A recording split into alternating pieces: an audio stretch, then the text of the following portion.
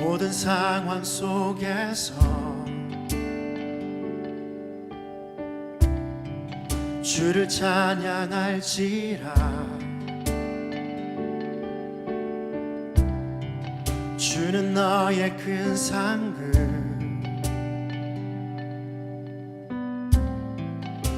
큰 도움이시라. 주의 얼굴 구할 때 이 시간 주의 영을 부으사 크신 사랑 안에서 주를 보게 하소서.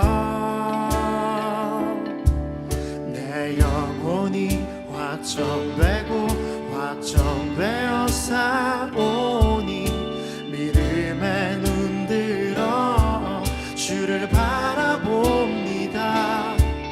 내 영혼이 확정되고 확정되어 싸우니 믿음에 눈들어 주를 바라봅니다. 내 영혼이 확정되고 확정되어 싸우니 믿음에 눈들어 주를 바라봅니다.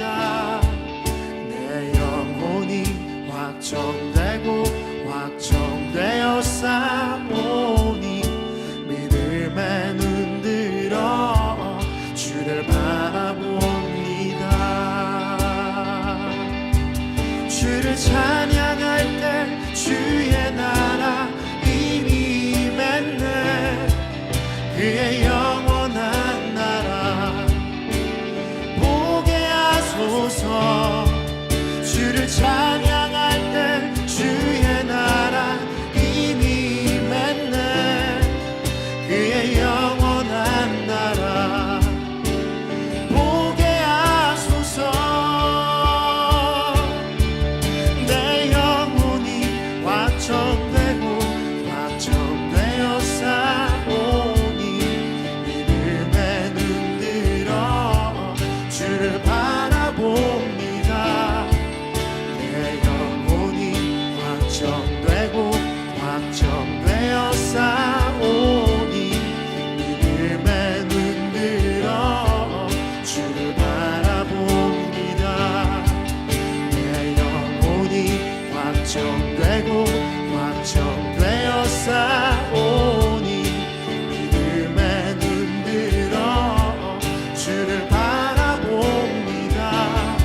내 영혼이 확정되고 확정되어 싸우니 믿음에 눈들어 주를 바라봅니다.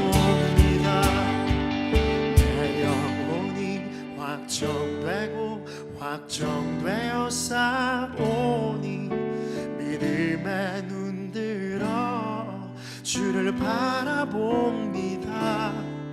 내 영혼이 확정되고 확정되어 싸우니 믿음에 눈들어 주를 바라봅니다. 내 영혼이 확정되고 확정되어 싸우니 믿음에 눈들어 주를 바라봅니다. 내 영혼이 확정되고 확정되어 싸우니 믿음에 눈들어 주를 바라봅니다. 샬롬, 주님의 평강이 여러분과 함께하기를 기원합니다. 오늘 성경 읽기와 말씀 묵상을 통해 하나님의 말씀을 깨닫는 지혜와 기도하고 간구하는 모든 것들 위해 응답의 열매가 충만하기를 소망합니다. 오늘 성경 읽기 내비게이션은 요엘 1장입니다. 부두엘의 아들 요엘에게 임한 여호와의 말씀이라. 늙은 자들아, 너희는 이것을 들을지어다. 땅의 모든 주민들아, 너희는 귀를 기울일지어다. 너희의 날에나 너희 조상들의 날에 이런 일이 있었느냐? 너희는 이 일을 너희 자녀에게 말하고 너희 자녀는 자기 자녀에게 말하고 그 자녀는 후세에 말할 것이니라. 팥중이가 남긴 것을 메뚜기가 먹고 메뚜기가 남긴 것을 느치가 먹고 느치가 남긴 것을 황충이 먹었도다. 취하는 자들아, 너희는 깨어 울지어다. 포도주를 마시는 자들아, 너희는 울지어다. 이는 단 포도주가 너희 입에서 끊어졌음이니 다른 한 민족이 내 땅에 올라왔으리로다. 그들은 강하고 수가 많으며 그 이빨은 사자의 이빨 같고 그 어금니는 암사자의 어금니 같도다. 그들이 내 포도나무를 멸하며 내 무화과나무를 긁어 말갛게 벗겨서 버리니 그 모든 가지가 하얗게 되었도다. 너희는 처녀가 어렸을 때 약혼한 남자로 말미암아 굵은 배로 동이고 애곡함같이 할지어다. 소제와 전제가 여호와의 성전에서 끊어졌고 여호와께 수종드는 제사장은 슬퍼하도다. 밭이 황무하고 토지가 마르니 곡식이 떨어지며 새 포도주가 말랐고 기름이 다하였도다. 농부들아, 너희는 부끄러워할지어다. 포도원을 가꾸는 자들아, 곡할지어다. 이는 밀과 보리 때문이라. 밭의 수산이 다 없어졌음이로다. 포도나무가 시들었고 무화과 나무가 말랐으며 석류나무와 대추나무와 사과나무와 밭의 모든 나무가 다 시들었으니 이러므로 사람의 즐거움이 말랐도다. 제사장들아, 너희는 굵은 배로 동이고 슬피 울지어다. 제단에 수종드는 자들아, 너희는 울지어다. 내 하나님께 수종드는 자들아, 너희는 와서 굵은 배 옷을 입고 밤이 새도록 누울지어다. 이는 소제와 전제를 너희 하나님의 성전에 드리지 못함이로다. 너희는 금시계를 정하고 성회를 소집하여 장로들과 이 땅의 모든 주민들을 너희 하나님 여호와의 성전으로 모으고 여호와께 부르짖을지어다. 슬프다 그날이요. 여호와의 날이 가까웠나니 곧 멸망같이 전능자에게로부터 이르리로다. 먹을 것이 우리 눈앞에 끊어지지 아니하였느냐? 기쁨과 즐거움이 우리 하나님의 성전에서 끊어지지 아니하였느냐? 씨가 흙덩이 아래에서 썩어졌고 창고가 비었고 곡간이 무너졌으니 이는 곡식이 시들었음이로다. 가축이 울부짖고 소떼가 소란하니 이는 꼴이 없음이라. 양떼도 피곤하도다. 여호와여, 내가 주께 부르짖으오니 불이 목장의 풀을 살랐고 불꽃이 들의 모든 나무를 살랐음이니이다. 들짐승도 주를 향하여 헐떡거리오니 시내가 다 말랐고 들의 풀이 불에 탔음이니이다.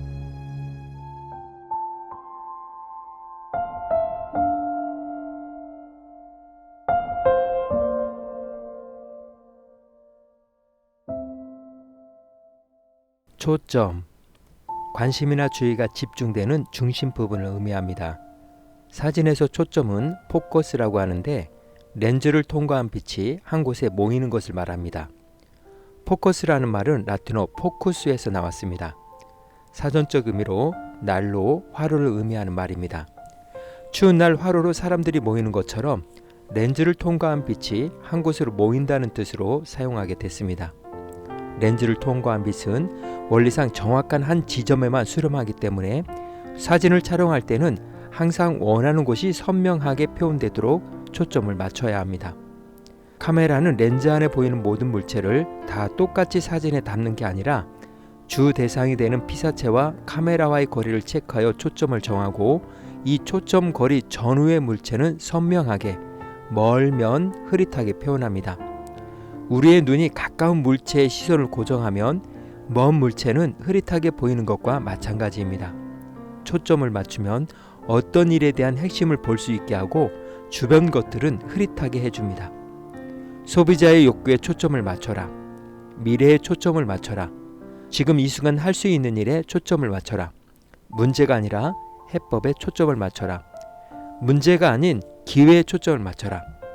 그러면 문제와 상황을 정확히 판단할 수 있게 됩니다. 오늘 요엘 1장의 주제어는 초점입니다. 요엘이 사역하던 시대에 엄청난 규모의 메뚜기 떼가 유다를 강타했습니다. 선지자는 유다 백성들에게 메뚜기 떼에 의한 재난에 대해 슬퍼하며 사태의 심각성을 의식하라고 강권합니다. 선지자는 이스라엘 사회에서 인생의 경로에 많은 노인들, 소비자들, 생산자들, 마지막으로 메뚜기 떼의 재해를 종교적 문제로 전환하며 종교적 경험이 가장 많은 제사장들 순서로 말씀을 선포합니다. 그리고 그 중심에 모든 백성들을 둠으로써 이 메뚜기 떼 재난이 이스라엘의 모든 계층 분야에 미쳤음을 강조합니다. 메뚜기 떼가 가나안 땅을 휩쓸었으니 곡식과 풀뿐만 아니라 과일나무 잎까지 깡그리 사라져버렸습니다. 메뚜기 떼의 시국이 얼마나 강한지 저자는 사자가 먹이를 덮치는 모습으로 묘사하며 포도원뿐만 아니라 무화과 나무들도 회복 불능의 수준으로 망쳐놓았습니다. 취하기 위해 술을 마시는 사람, 술을 즐기는 사람 모두 더 이상 포도로 빚은 술을 예전처럼 구할 수 없으니 슬퍼할 수 없는 시대가 왔다고 합니다. 메뚜기 떼는 술 취한 자들에게 술 깨는 이야기였던 것입니다.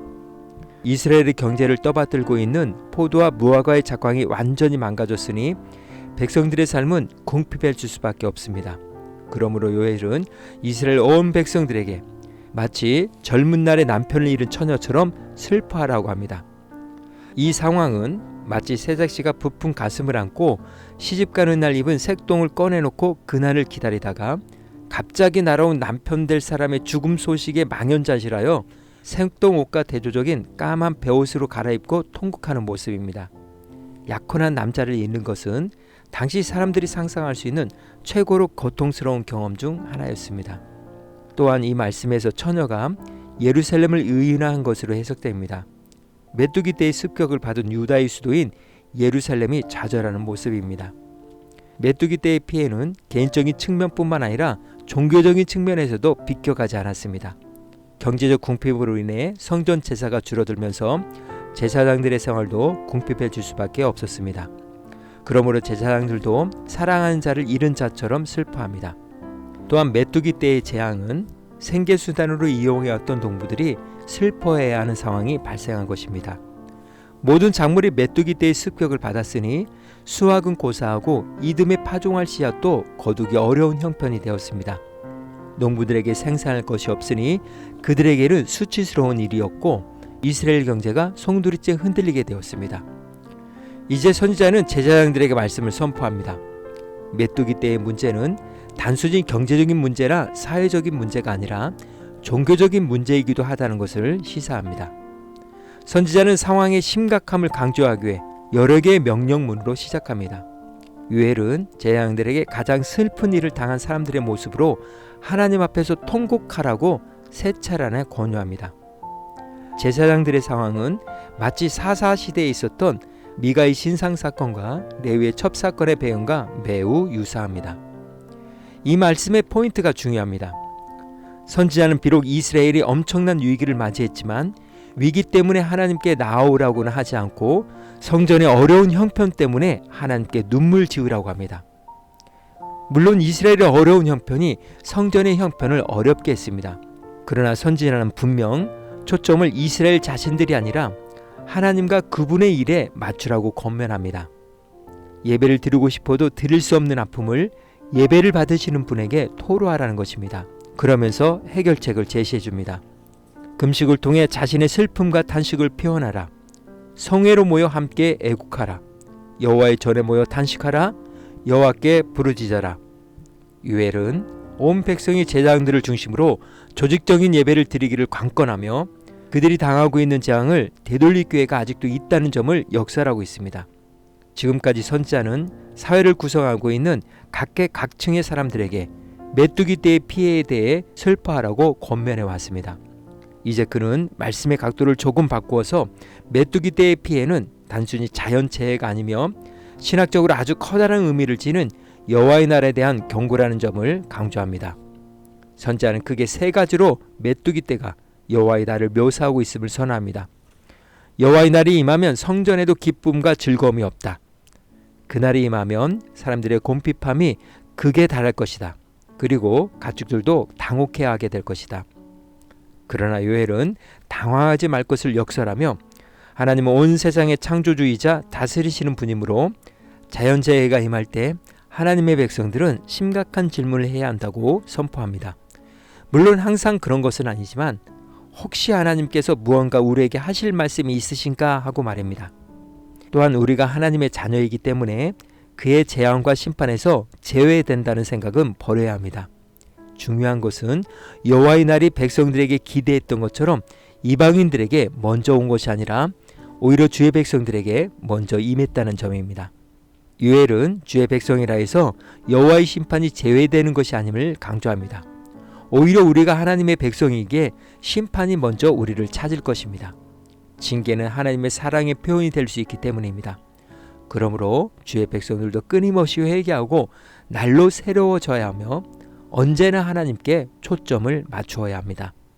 오늘 구약성의 읽기 내비게이션은 요엘 1장 초점이었습니다. 이 시간 기도의 자리로 나아갑니다. 메뚜기 떼의 재앙은 팥죽이가 남긴 것을 메뚜기가 먹고 메뚜기가 남긴 것을 느치가 먹고 느치가 남긴 것을 황축이가 먹어 모든 것이 초토화된 회생불능의 상태였습니다. 이때 요엘 선지자가 내린 처방전은 두 글자 초점이었습니다. 말씀의 교훈을 생각하며 기도의 자리로 나아갑니다.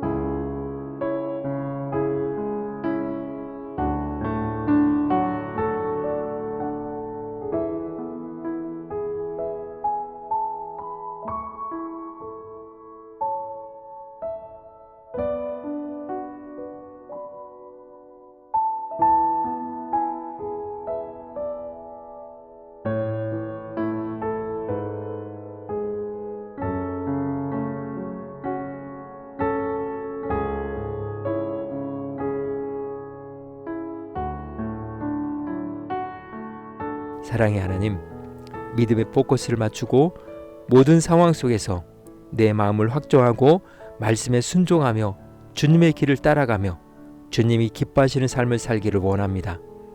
오늘은 이렇게 고백하며 나아갑니다. 내 삶의 아웃포커싱은 주님이십니다. 예수님의 이름으로 기도합니다. 아멘.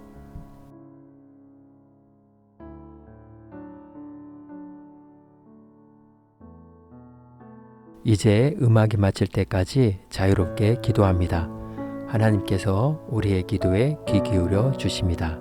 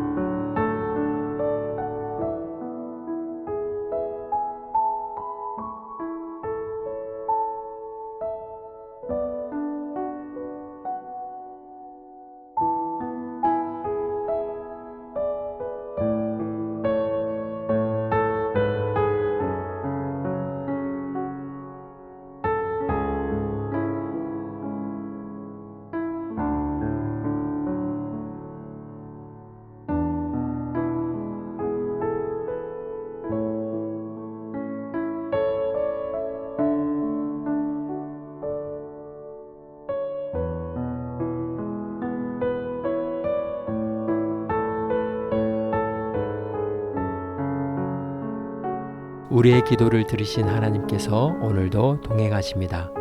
주님 안에서 성령의 새 역사를 쏘내려 가시길 축복합니다.